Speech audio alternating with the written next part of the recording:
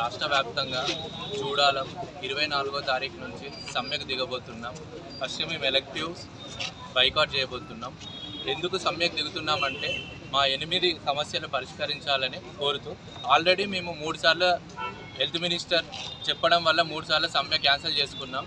కానీ అంతకు మా సమస్యలు అయితే తీరడం లేదు. మాకు కావాల్సిన జీవోలు అయితే ఇప్పటివరకు రిలీజ్ చేయలేదు. మేము 24వ తారీఖు నుంచి ఎలెక్టివ్ మొత్తం పీజీస్ మేము 490 మంది ఉన్నాం. 490లో ఎమర్జెన్సీస్ నడుస్తాయి. 450 మంది సమ్మెలో ఉంటారు. వాళ్ళతో పాటు ఇంటర్న్స్ 250 మందిలో 200 మంది సమ్మెలో ఉంటారు. యూజీస్ వాళ్ళ క్లాసులు కూడా బైకాట్ చేసి 1000 మంది మాతో కలవడానికి రెడీగా ఉన్నారు. మా సమస్యలు ఏంటంటే ప్రతి నెల మేము చేసే పనికి మా వేతనం చెల్లించాలి, ప్రతి నెల చెల్లించాలి. మాకు 2 కానీ 3 నెలలు అయితే కానీ మా జీతాలు మాకు రావడం లేదు.